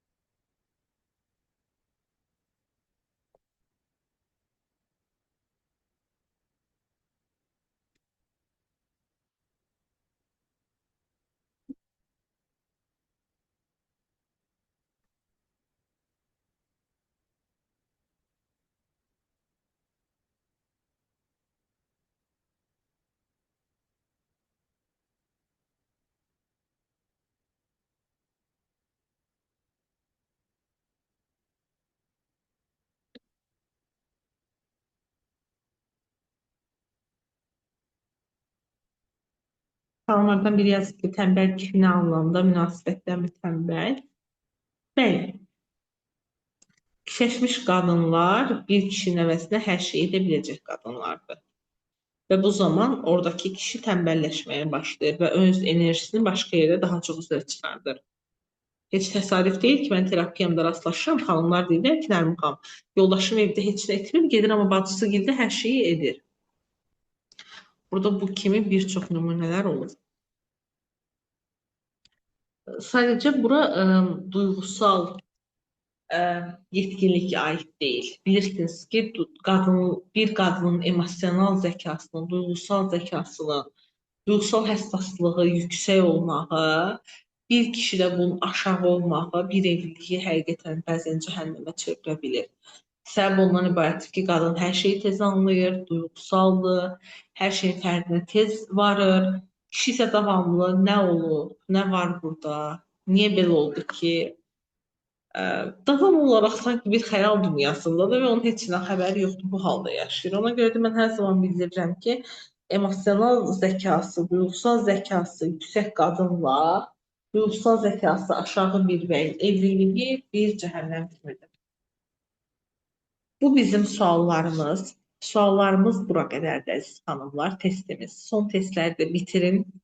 Nişanə xanım, sual vermək istəyən xanımlardan bir neçəsi suallarını versinlər və indi keçək səsli suallara, həmçinin də chat hissəsinə. Nişanə xanım, buradasınız, məni eşidirsiniz. Buradayım. Bəli, eşidirəm.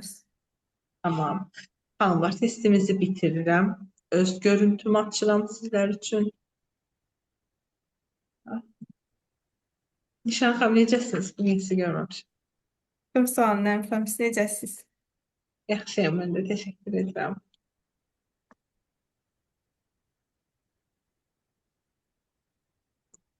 Gəlin baxaq, bugün sual vermək istəyən xanımlarımız varmı? Çatdan mən başlayıram, Nişanə xanım. Bəs fasilə olmayacaq. Xeyr, bugün seminarımızın slaydı tez bitib, suallarımız da bitdi. Ona görə fasilə vermədən davam edirik. Bir neçə dəqiqədən sonra seminarımızı yekunlaşacaq. Günel xanım sual vermək istəyir. Axşamınız xeyir Günel xanım, buyurun. Salam, axşamınız xeyir olsun. Axşamınız xeyir Günel xanım. Nərmin xanım, sualım belədir ki, bayaqlar dediyiniz sözlə bağlıdır. Emosional zəkası yüksək olan qadından emosional zəkası aşağı olan bəy. Dediniz, mənə indi çatdı ki, gerçəkdən bizdə də elədir. Nəsə bir şey olur, yoldaşım ancaq diyor ki, Nə olub ki? Elə bir yuxudan ayılıb, yeni elə bir reaksiya verir. Yəni o nə deməkdir ki?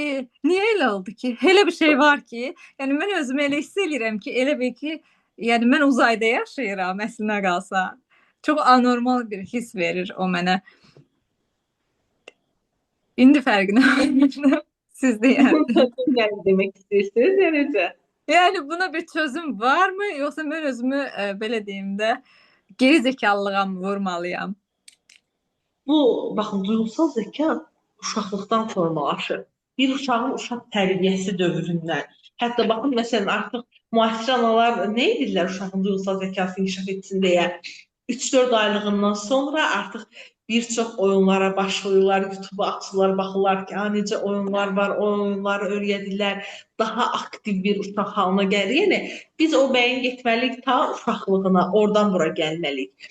Bir də baxın, bu var ki, sonradan duyğusal zəkasını sizə qarşı qapatmış bəylər insan olaraq belə formalaşmış bir bəy arasında fərq var. Aha. Bəzən kişi bunu sizə bağlaya bilər, qırıla bilərsə, onu sındıra bilərsə, artıq soyuya bilər və artıq sizə qarşı heç bir duyğusal və emosional zəkasını istifadə etmir. Amma misal mamasına, atasına, qardaşına qarşı belə deyil. Hə. Hətta onlardan öncə düşünür, daha ön şeylərdə düşünə bilir onlar haqqında, uşaqları haqqında. Hətta siz təəccüb edirsiniz ki, bəs bunun başı çıxmırdı belə şeylərdən, indi tam ki, nəyisə bilən olub, anasına, babasına gələndə. Burada bu fərqi ayırmalıyıq. İkincidə Nərmin xanım? %100. İkincidir %100. Bəli, bildim zaten sizdə ikinci. Ona görə bu fərqi sizə dedim ki, özünüz seçəsiniz. Bu zaman yəni sadəcə aradakı o artıq münasibətin dinamikası, ünsiyyət, bəyin öz profili, bunlar analiz olunur və ünsiyyət bərpa olunduqdan sonra zaten o sizə qarşı da belə davranmağa başlayır. Bir də Nərmin xanım, bir dənə də əlavə sual verəcəm qrupdan kənar. Biz cütlük seansına qoşulaq, qoşulmayaq. Mən onu sizdən soruşmaq istəyirdim keçən dəfədən. Mən fikirləşirəm ki, Güney xanım, sizinlə biraz davam etdikdən sonra, çünki hal-hazırda sizdə səhvləriniz çoxdur və yoldaşınızın profili cütlük seansından sonra Güney görsən, sənin səhvlərin var idi, sənə görədir, Nərmin xanım da hətta bunu dedi, bax mən sənə deyirdim, qulaq asmırdın, gərək misal pul verək Nərmin xanımı desin. Profili yoldaşınızın buna çox uyğundur. Ona görə siz biraz öz üzərinizdə işləməlisiniz. Və müəyyən bir dəyişimdən sonra artıq yoldaşınız qatılanda o artıq bu fikirlərlə ayrılmayacaq. Artıq seans həqiqətən sizin münasibətinizə çox yaxşı təsir etmiş olacaq. Buna görə də biz cütlük seansına da çox doğru vaxtda qoşulmalıyıq. Mən hər zaman bunu pasientlərimə bildirirəm. Məsələ sadəcə seansa qoşulmaq deyil. Ər-arvad düzgün bir zamanda qoşulanda o qədər fayda alır ki, Güney xanım. Vaxtsız bir zamanda 5-6 seansa qoşulmaqdansa doğru bir zamanda bir seansa qoşulun. Və bu evliliyinizə çox yaxşı təsir etsin. Mən onda özüm başlayayım da qoşulmağa. Bəli, Güney xanım. Tamam. Sağ olun. Sağ olun. Çox sağ olun Güney xanım sualınız üçün. Gülnar xanım, axşamınız xeyir, buyurun. Axşamınız xeyir olsun. Axşamınız xeyir Gülnar xanım. Yenə həmişəki kimi enerjiniz möhtəşəmdir. İzahatlarınız həqiqətən çox gözəldir. Çox aramla, səlis, hər şey o qədər gözəl ifadə eləyirsiniz ki, yəni onların hamısını eşidəndə deyirəm ki, yəni bunu eləyəcəm, mənə rahat gəlir, amma bunların həyatda tətbiqi o qədər çətindir ki, məsələn siz deyirsiniz ki, hansısa bir addımı götürün və onu gündəlik həyatınızda tətbiq edin. Dəfələrlə əvvəllər də olubdu ki, hansı ki cəhd eləmişəm ki, mən o addımı atım və təzə-təzə başlayanda belə sanki güzgü qabağında durub danışırmışammış kimi, nə bilim, onun hiss elətdirdiyi duyğular, necə deyərlər, mənim düşüncələrim, bunu paylaşarkən biraz belə deyək də, sərt cümlələrə rast gəlirəm. Və mən deyir ki, nağıllara başladı, kitab cümlələrindən danışırsan yenə, nə deyirsən? Və bu sözlər düzdür, hiss eləyirəm bir balaca dəyişikliyi, amma ki, yenə istər-istəməz məndə biraz geri çəkilməyə səbəb olur ki, hə, başa düşməyəcək, yenə addım atacağam, alınmayacaq.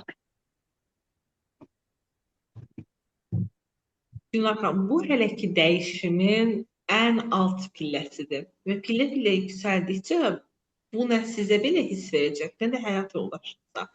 Çünki hal-hazırda bu bilirsiniz nəyə bənzəyir? Bir paltar bəyənmişsiniz və paltarı geyinmişsiniz, amma siz M razmer geyinirsiniz, paltar XL-dir. Və siz XL-ni də almışsınız.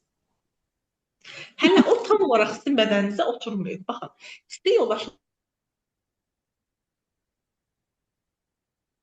sizin öz sözlərinizdə və öz içinizdən gələn hala keçməyib. Buna görə də hələ bu ola bilsin ki, suni görünür, yoldaşınız bunu görəndə mənə ağıl verməz, sizin ifadə etdiyiniz kimi nə ağıllı danışırsa, bu tərzdə ona yəni bu duyğu gəlir ilk öncə. Amma gördükdə ki, yox, siz eyni tempdə davam edirsiniz. O yavaş-yavaş əslində duyğunu hiss etməyə başlayacaq. Amma o bu sözlər dedikcə siz dayansanız, o görəcək ki, hə, əslində siz sadəcə ona ağıl verilmişsiniz. Buna görə siz çalışın ki, burada deyilən sözləri, burada olan texnikaları öz həyatınıza uyğunlaşdırıb tətbiq edə biləsiniz. Eynilə bir resept kimi düşünün Gülnar xanım. Məsələn, burada mən bir keks resepti paylaşsam, siz mütləq yenə də evinizdə nə varsa ona uyğun hazırlayacaqsınız. Ailə dinamikası da eynilə belədir. Yoldaşınızla və sizin dinamikasına bunu uyğunlaşdırın Gülnar xanım. Yoxsa bu çox suni görünəcək və sizin də bunu uzun müddət davam etdirməyə bir gücünüz olmayacaq. Eynən. Çox gözəl aydınlıq verirsiniz. Təşəkkür edirəm. Mən də Minnətdaram. sizə təşəkkür edirəm. Yaxşı ki, qoşulmusunuz, yaxşı ki, Sağ olun. buradasınız. Nişanə sağ xanım, olun. Fidan xanım sualını versin. Bəlkə Fidan Mən xanım də deyə yazdım. görüntünü aça bilmir. Tamam, Fidan olsun. xanım. Fidan xanım, buradasınız. Buyurun. Səsini də aça Salam, bilir Fidan axşamınız xanım. xeyir olsun Nərmin xanım. Axşamınız xeyir. Nərmin xanım, deməli bizim 3 illik evliliyimiz var və mənim evliliyimdən də əvvələ dayanan xəyanət davam edir. Və yazışmalarda da görmüşəm ki, bir-birlərinə söz veriblər ki, bu həmişə davam edəcək də, yəni. Bunu 2-3 dəfə evdə söz-söhbət yaratsam belə və yaxud da ki, sakit qalsam belə heç nə dəyişmir.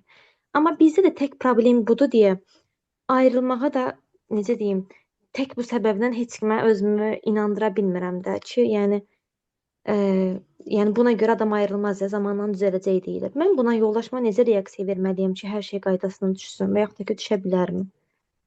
Oradakı münasibət necə bir münasibətdir Fidan xanım? Yəni o həyat yoldaşıdırmı? Kimdir oradakı qadın kimdir? Həyat yoldaşım başqa bir evli qadınla münasibəti vardı. Həm görüşmə, həm danışma. Ayrı-ayrı şəhərlərdə yaşasaq belə yenə də bilirəm ki, yəni gediş-gəlişi var. Məndən gizlin etdiyini düşünsə belə, yəni mən bilirəm ki, var. Niyə evlənməyiblər? Yəni kimdir o qadın? Tam olaraq anlaya bilmirəm. Çünki özündən evli böyük bir qadındır. Evli, uşaqlı, yəni ailəsi olan bir qadındır. Həmin xanıma da yazmışam. Onda da yoldaşım yenə mənə deyib ki, get. Amma mən sırf bu səbəbə görə də gedə bilmirəm. Nəysə düzələcəyinə inandırırammı özümü və yaxud da ki, getməyə qorxuram, heç özüm də bilmirəm. Fidan xanım, ümumiyyətcə ikinci qadınlar çox siyasətçi olurlar. Yəni onların siyasətinə çata bilmərik. Onlar çox siyasətçi olurlar. Və bir kişiyə əslində kişilik duyğusunu o qədər dərindən yaşadırlar ki, yəni o kişi bütün problemi öz həyat yoldaşında görür, o qadında görmür. Halbuki məsələn indi o qadın özəlində heç onu yaşada bilmir. Yəni ikinci qadınlar gördük sizi. Deyəsən görüntümü ata bilirim. Salam bir daha. Salam bir daha. Onlar çox siyasətçi olurlar. Yəni onun siyasəti ilə baş edə bilməzsiniz. Ona görə də o qadınla danışmaq, danışıqlar aparmaq, bunlar hər birisi əleyhinizə olacaq. Çünki o da güclü Çünki bir bir dəfə siyasət var. danışıq apardım ki, yəni mən istəmirəm də sənin ailvə problem yaradım. Hər ikimiz də qadınıq, uşaqlarımız var. Gəl bu yoldaşınla yəni əl çək də çalış. O da mənə dedi ki, sənin yoldaşın məndən əl çəkmir. Sabahsı gündə yoldaşım anasından mənə xəbər göndərdi ki, Fidana de ki, getsin də, yəni getsin. Amma mən də getmədim, oturdum.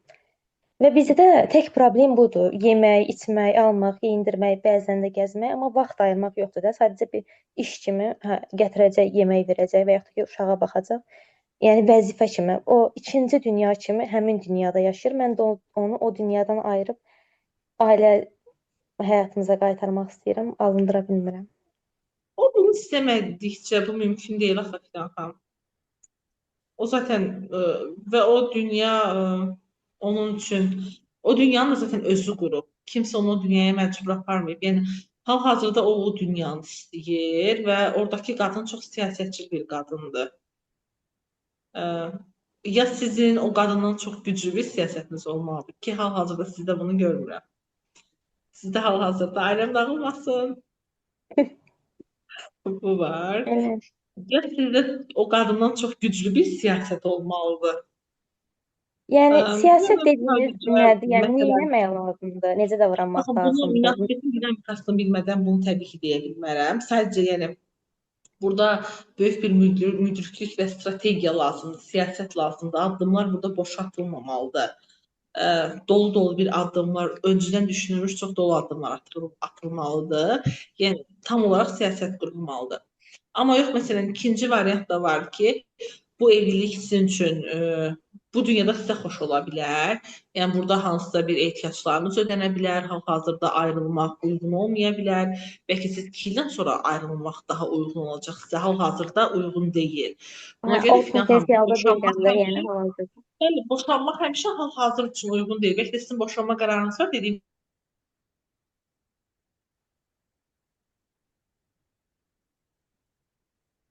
övladınız var. Bəli, bir qızımız var 2 yaşında. Belə bir münasibətdə daha çox özünüzə fokuslanmalısınız Fidan xanım. Yəni partnyoru özünüzə sadəcə sual verməlisiniz ki, mən bu kişini bu tərzdə qəbul edirəmmi? Çünki partnyorunuz deyir ki, mən beləyəm.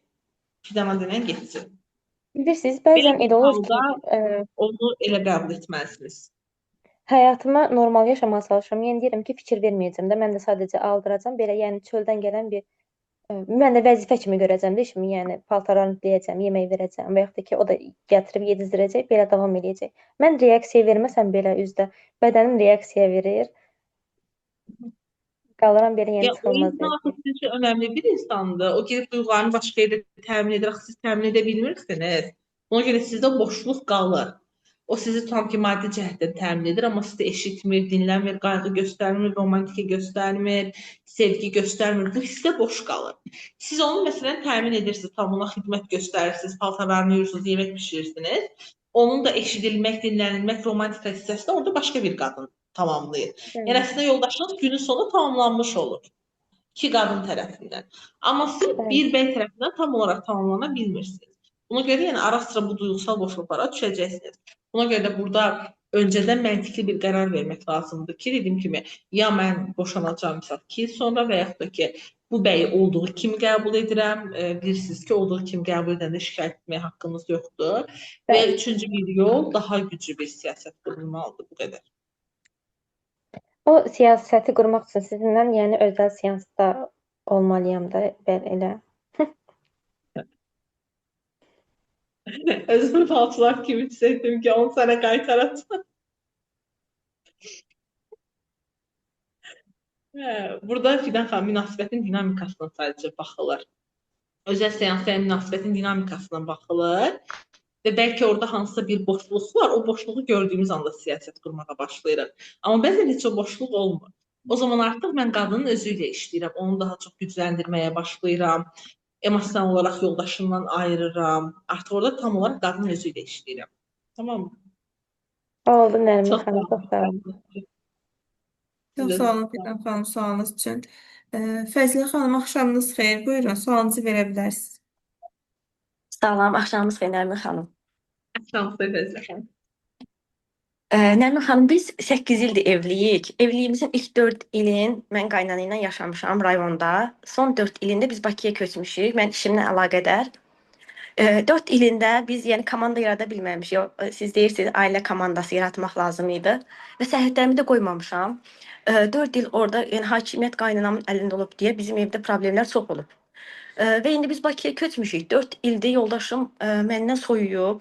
Mən ancaq kinlidir, qayğı göstərmir, yəni hörmətsizlik çox eləyir. İstəklərimi deyirəm ki, məsələn bu xoşuma gəlmir. Yanımda dəfələrlə o xoşlamadığım şeyləri etməyə davam edir ki, yəni mən özüm sevirəm, sən kimsən kimi mənə müraciətlər eləyir.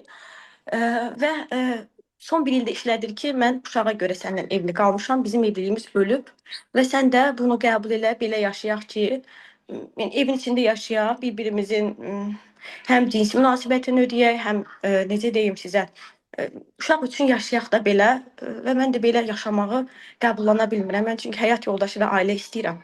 Amma o deyir ki, yox, elə başım bura, neynirsə, niyə ailə, belə biz yaşayaq. Və özü də gedib cütlər terapisində olmuşuq.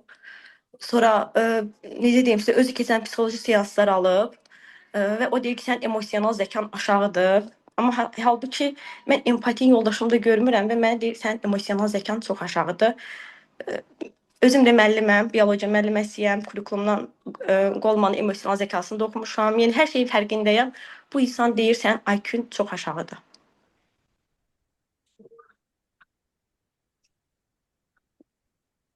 İlk seansın nəticəsi nə oldu? Cütlər terapisinə getdik, bizi ayrı-ayrı qarşıladı. Yəni yoldaşın problemlərini danışdı.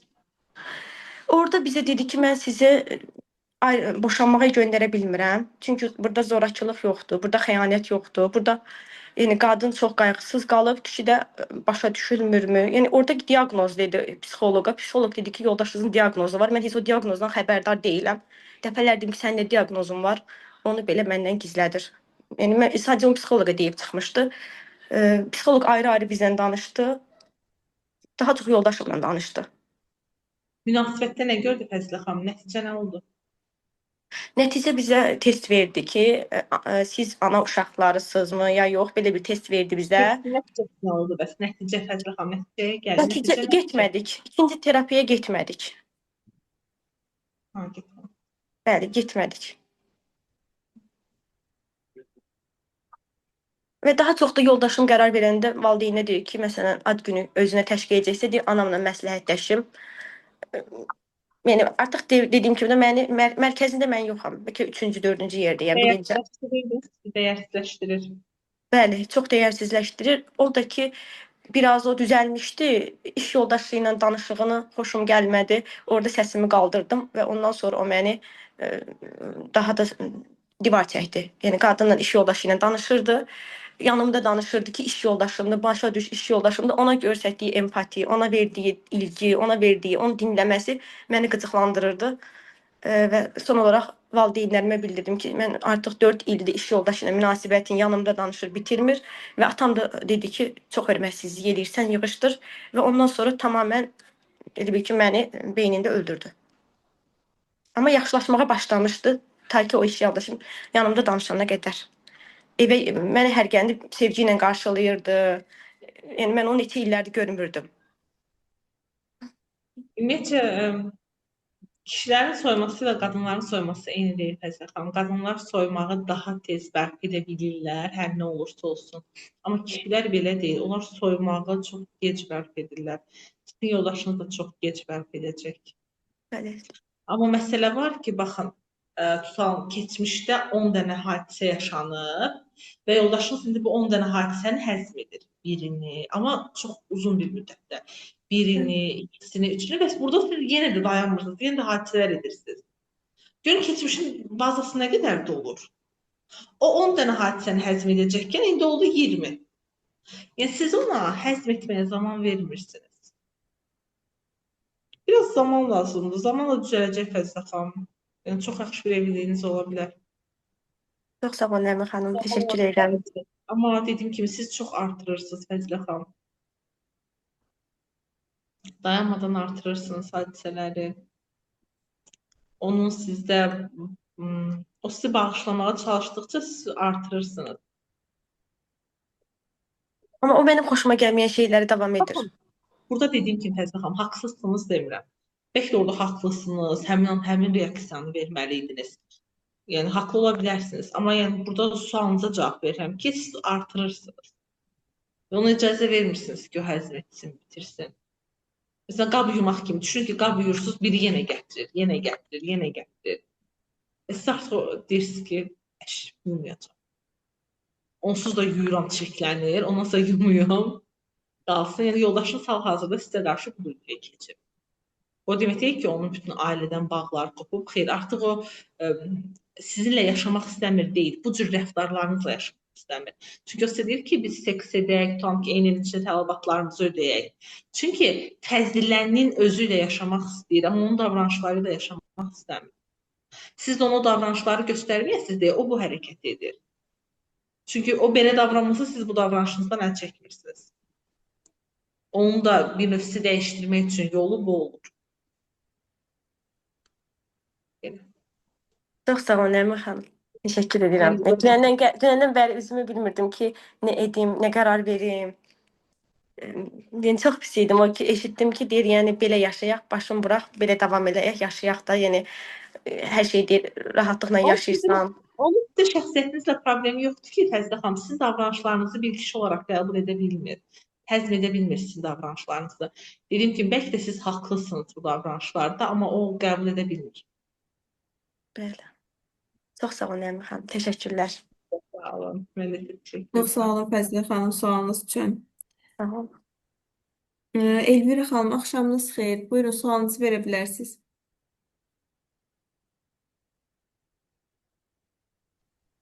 Salam, axşamınız xeyir. Axşamınız Əslində xeyir. Elvira xanım, soyadınız necədir sizin? Kvaçirilişvili. Az oxumağa çətinlik çəkirəm. Çox maraqlı soyadınız var. Haralısınız? Zaqataladanam, İngiloyo, yoldaşımın soyadıdır. Aha, maraqlı. Buyurun, eşidirəm sizi Elvira xanım. Birinci sualım belə olacaqdı. Xəyanət bizim davranışlarımıza görə edilir. Biz bunu dəyişə bilərik ki, bir də yenidən edilməsin. Baxın, xəyanət o zaman bizim davranışımıza görə olunur ki, biz partniyora deyirik ki, get başqa qadınla bərabər ol. Get sənə deyirəm başqa qadınla bərabər ol. Get, istəmirəm səni və s. Bu zaman onun da indi haqqı var deməyə ki, sən mənə dedin deyə. Amma etməyə də bilər. Burada bu nüans da var. Etməyə bilər, yəni sədaqətli qala bilər. Amma yalnız bu halda, digər heç bir halda belə deyil. Digər hallarda, məsələn, münasibətinizdə davalar ola bilər. Bunun çözüm yolu nədir? Keçən dəfə problemləri də yazmışdım, həll yollarını da yazmışdım ki, məsələn, ünsiyyət problemi var, tamam, ünsiyyət problemini həll etmək. Bunun yolu xəyanət deyil. Və ya sevməmək, boşanmaq. Heç bir həll yolunda xəyanət yoxdur. Çünki biz görürük ki, xəyanət olandan sonra da problem həll olunur. Onda deməli bu həll yolu deyil və bu sizə görə baş vermir. Əgər bugün yoldaşınız sizə xəyanət edirsə, təbii ki, o deyəcək ki, bir çox hallar deyil, biraz sənə görə etdim, sən falan hərəkətlər etdin. Məsələ budur ki, onun özü də heç bunu niyə etdiyini bilmir. Kişilərin duyğusal zəkası çox vaxt yüksək olur. Yüksək olmadığına görə onlar özlərini dərindən təhlil edə bilmirlər. Və həqiqətən də 90% hallarda niyə xəyanət etdiklərini bilmirlər. Qadınlar onlardan soruşurlar, niyə etdin, niyə etdin? Bilmir. Həqiqətən bilmir. Yəni o qədər duyğusal zəkası inkişaf edib, o qədər ağıllı olsaydı, o Geçenlerde bir pasiyentimle çok güzel bir diyalog, aslında güzel değildi, diyalogun sonu güzel bitti. Pasiyentimle bir anlaşılmamazlık var, nişanlına ətraflı məlumat göndərib, amma pasiyentim səhv oxuyub, yuxarını oxuyub, aşağını oxumayıb. Daha sonra mənim şəxsi nömrəmə yazdı ki, Nərmin xanım, mən sizin asistanınızla problem yaşayıram. Mən də ona bildirdim ki, mənim asistanım sizə qaydaları açıq şəkildə yazıb göndərib, diqqətlə oxuyardınız. Pasiyentim mən o qədər gözəl bir cümlə yazıb ki, Nərmin xanım, diqqətim yerimdə olsaydı, seansda nə işim var idi? Görürsünüz ki, mənim problemlərim var, ağlım yerində deyil. O qədər səmimi qəbul etmişdim ki, onun bu açıqlamasına. Yəni, bəylərdə vəziyyət bəzən belə ola bilir. Nərmin xanım, biz də bayaq chatda da yazmışdım. 8 ay əvvəl olmuşdu. Biz bəzi işlərə görə mən Azərbaycanda, mən indi Rusiyadayam da, burada qalmalı oldu. 6 ay ayrı qaldıq yəni ki. Aramızda heç bir problem yox idi o müddətdə. Sadəcə sonradan bildim ki, bir həftə sonra bildim ki, bir gündə kimləsə tanış olub və onunla mənə xəyanət edib. Çox peşman olduğunu hiss etdim həqiqətən. İndi də başa düşürəm ki, davranışlarıyla düzəltməyə çalışır. Amma yenə də onu da bilmirəm və düşünürəm ki, yenidən edər. Belə bir his var içimdə. Bununla necə başa çıxa biləcəyimi bilmirəm yəni ki. Bunu soruşmaq istəyirdim. Bu neçə müddətdir baş verib? 8 ay əvvəl olub bu. 8 ay əvvəl olub, 8 ayda unuda bilmirsiniz. Belə xoşbəxt Siz oluram 8 məsələn. ayda bilirsiniz, yoxsa təzə bilirsiniz? Yox, 8 ay əvvəl bilmişəm. Yəni xəyanət olunandan bir həftə sonra onu mən bildim. Tamam, baxın. Bu dönəm artıq sövdələşmə dönəmdir. Artıq 8 ay keçib. Və bu dönəmdə yoldaşınız sizin bütün suallarınızı şəffaflığı ilə cevablamalıdır. Onunla yenidən bir danışıq təşkil etməlisiniz. Bu danışıq zamanı siz ona suallar verməlisiniz və siz də öncədən söz verməlisiniz ki, onun verəcəyi bütün cavablara inanacaqsınız. Bir sual 2 dəfə təkrar etməyəcəksiniz. O da sizə öncədən söz verəcək ki, sizdə hər şey olduğu kimi deyəcək. Hətta siz əsəbləşsəniz belə. Və artıq bu danışıq olduqdan sonra münasibətin növbəti dinamikasına baxmaq lazımdır. Münasibətdə boşluqlar nələrdir? Münasibətdə cinsi mövzularda, fantaziyalarda boşluqlar varmı? Ünsiyyətdə boşluqlar varmı? Nələr qaydasında deyil? Partner olaraq yoldaşınız sizdə hansı hərəkətlərinizə razı deyil? Siz bir qadın olaraq onda nələrdən razı deyilsiniz? Baxın, artıq bundan sonra mərhələ bunun üzərində işlədikcə sağalacaq. Amma siz onun üzərində işləməsəniz, yəni ər-arvad bərabər işləməsəniz, bu sağalan deyil. Çünki bu uçurum evliliyinizə düşüb və ər-arvad buradan əl-elə bərabər keçməlidir. Ona görə də Elvira xanım, burada mütləq yoldaşınızdan dəstək almalısınız. Siz dediniz, indi o da peşmandır. Əgər o da utanc və peşmançılıq içindədirsə, o da başqa yerdə, başqa bir yükün altında əzilir. Siz də o mövzuda ona dəstək olmalısınız ki, bu bir dəfə olan bir hadisədir, mən səni anlayıram, önəmli olan sənin dürüstlüyündür. Bir də belə bir hadisə olsa mütləq öncədən mənə de. Bunu mən axtarıb tapmayım. Səndən istədiyim sadəcə budur. Yəni, bundan sonraki mərhələdə artıq yoldaşınıza çox ehtiyacınız var. Ər-arvad bərabər keçməlisiniz bu dönəmi. Dediyiniz hər bir söhbət bizim aramızda oldu. O mənə sadəcə dedi ki, mən sənə hər şeyi tam nöqtə və bilinə kimi deyəcəm. Yəni, hərəkətlərimdən də görəcəksən ki, peşmanla bir də heç vaxt bu olmayacaq. Sadəcə bu söhbəti bir də istəmirəm eşidim. Özüm də çox utanıram belə demişdi. Yəni, mən də görürəm. Amma deməli, siz bunu bilməlisiniz. Baxın, amma bizə vəziyyət nə göstərir? Bizə vəziyyət göstərir ki, danışığın bir dəfə olması kifayət etmir. Çünki qadın bir dəfə olmalıdır və qadın bəzən hər həftədə istəyə bilər. Buna görə burada yoldaşınızın üzərinə düşən vəzifə budur. Burada siz də bir acı çəkirsiniz. O da biraz utancın acısını çəksin. Yoxsa mən burada xəyanətin acısını çəkim. Sən də utanc istəyəcəksən deyə biz mövzunu açmayaq, sən acı hiss etmə, mən istədim. Axı olmur, evlilik bərabər gedə bilmir. Lazım gəlsə bəli, siz də acı çəkəcəksiniz, o da acı çəkəcək, bərabər şəkildə buradan çıxacaqsınız. Bir də ki, nəsə aramızda bir şey olan kimi o mənə həmişə belə deyir ki, sən mənim qədrimi bilmirsən. Mən də soruşuram ki, nə etməliyəm ki, sənin qədrini bilim də və heç bir cavab vermir. Mən necə davranacağım artıq bilmirəm. Məncə də bu sualı verin. Mən olsam mən də bu sualı verərdim. Həmin zaman zaten kişilər sakit qalırlar. Yəni kişilərə desəniz ki, özün kimi bir kişi ilə evli olardımı, inanın ki, çoxu yox cavabını verəcək. Qədrinin bilinmədiyini niyə hiss edir? Yəni bunu tam deyə bilmərəm, çünki yəni yoldaşınızı da sizi də tanımıram. Biz insan olaraq biz zaman-zaman belə düşünə bilirik bəzən Elvira xanım. Yəni zaman-zaman mən də düşünürəm ki, heç kim mənim qədrimi bilmir, bəzən yoldaşım da bunu düşünür. Əsas odur ki, bu münasibətin köklü duyğusu olmasın. Yəni adam bunu həmişə qəlbinin içində saxlamasın. Və hələ ki, yəni evliliyiniz, dediniz ki, nə qədər 3 il dediniz evlilik, nə qədər dediniz? 3 il bitməyib elə, 3 il yaxındır. Zaten hələ ki adaptasiya və tanışlığı elə 3 illik dönəmdə bitir. Bu dönəmdən artıq ilk 5 illik dönəmdə bir-birinizin həssas nöqtələrini daha yaxşı anlamağa başlayacaqsınız. Mən də o çox belə qapalı insandır. Nə duyğularını ifadə etməz, nə heç bir şey. Mən də bilmirəm ki, necə bilim o nəyə görə belə deyir deyə. İfadə etməsə bilməyəcəksiniz. İfadə etməli, yəni falsı deyirsiniz, ifadə etməli. Yaxşı, Nərmin xanım, çox sağ olun. Siz də sağ olun, təşəkkür edirəm sizə. Ümumiyyətlə, insanlar əslində duyğularını həmişə ifadə edirlər. Sadəcə onlar bəzən bəhanə edirlər ki, mən duyğularımı ifadə edə bilmirəm. Və ya məsələn, alkol istifadəsi zamanı heç danışmayan kişilər alkol qəbul edir. və otururlar, danışmağa başlayırlar. Əslində duyğularını ifadə edə bilir kişilər. Sadəcə güvəndiyi ortam lazımdır. Ona güvənli bir ortam qurmalısınız ki, yəni mən sənə güvənirəm. Bugün burada danışdığımız heç vaxt sənin başına vurmayacaq, heç vaxt ürəyimdə bir şübhə toxumu salmayacaq bu. Mən burada sənə tam olaraq güvənirəm. Mehriban xanım, axşamınız xeyir, buyurun. Mehriban xanımı gördüm. Səsinizi eşidə bilmirəm. Axşamınız xeyir, necəsiz Nərmin xanım? Yaxşı, Mehriban xanım, siz necəsiniz? Belə də yaxşı deyiləm mən. Yaxşı deyilsiniz. Xeyr. Nəyə görə? Nə baş verir? Bizdə sizdən seanslar olurdu da, sizdən sonra hər şey normal gedirdi, hər şey qaydasında.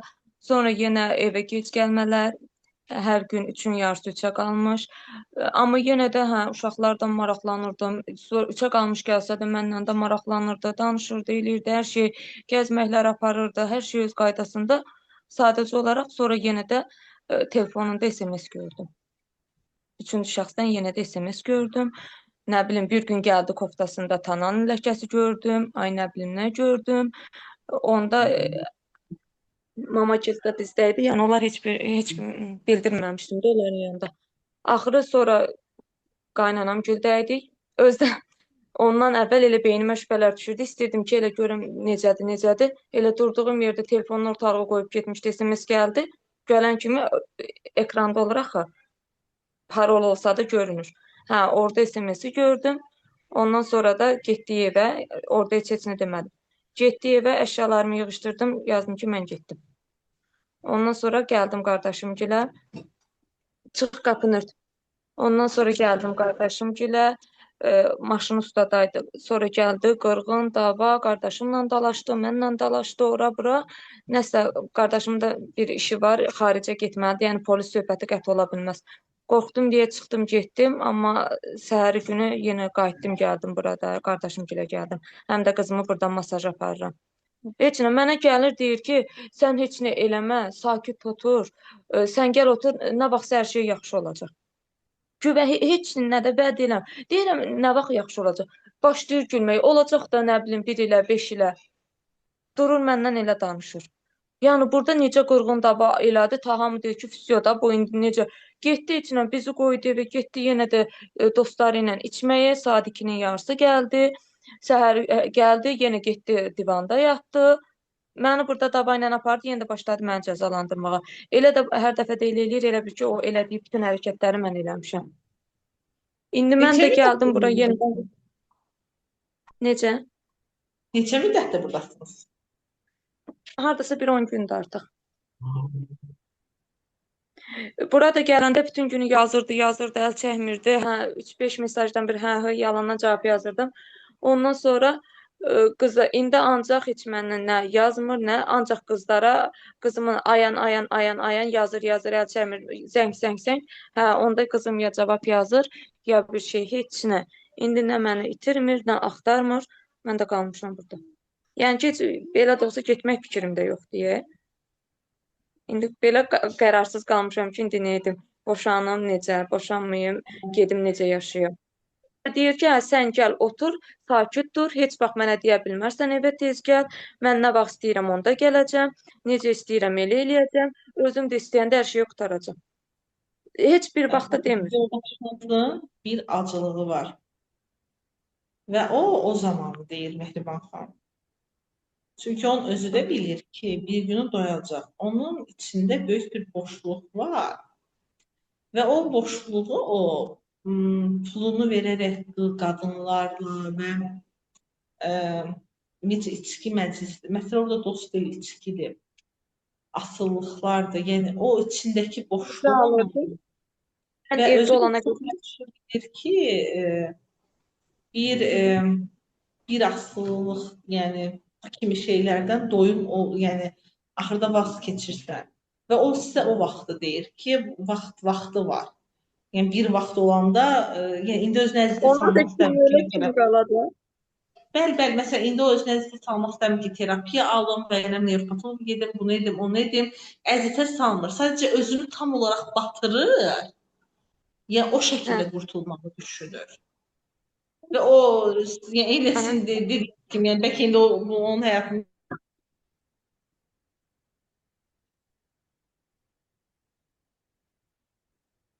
daha da çox bundan meyllənəcək. Çünki içindəki boşluq tamamilə budur.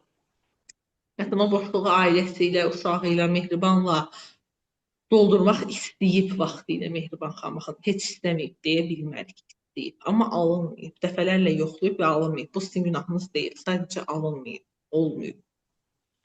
Və o, amma orada dolur. İçki məclislərində, başqa qadınlarla orada bu dolur. Və o dolduqca yoldaşınız artıq hiss edir ki, hə, az qalıb. Ya siz oturub gözləməlisiniz, onun dediyi kimi, vaxt nə vaxtsa tamam olacaq. Ya da siz burada sərhədlərinizi kəskin şəkildə çəkməlisiniz ki, mən belə davranışlı kişi istəmirəm həyatımda.